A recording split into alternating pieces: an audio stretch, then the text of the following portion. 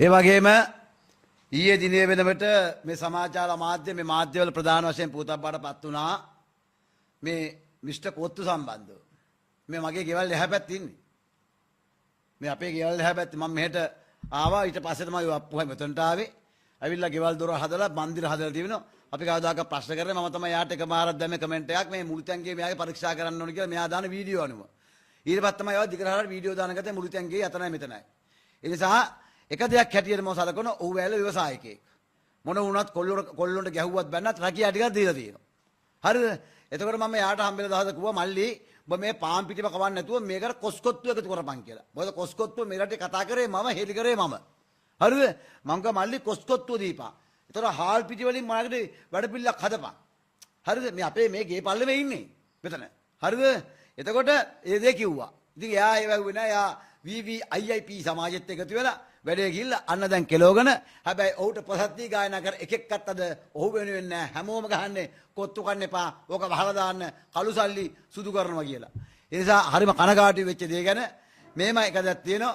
ඒ සේවකයා මන් දැක ප්‍රකාශයක් කරලා තියෙන කුටි කාපු එක තොප්පිය දාන් ඉදම දිසා කියලා. ඒකත් වැරදිනේ.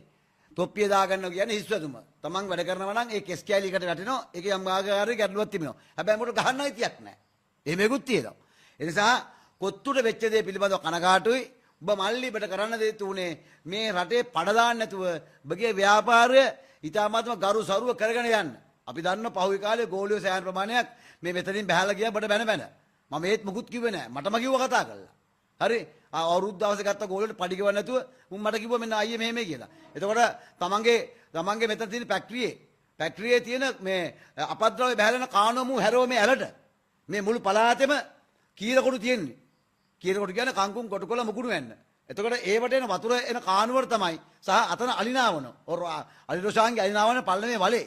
එතකොට ඒ වලේ අපි එලා මාළුන්ට දාන උදේ කෑම. මේ වගේ ලොකු කොරළි හිටියේ.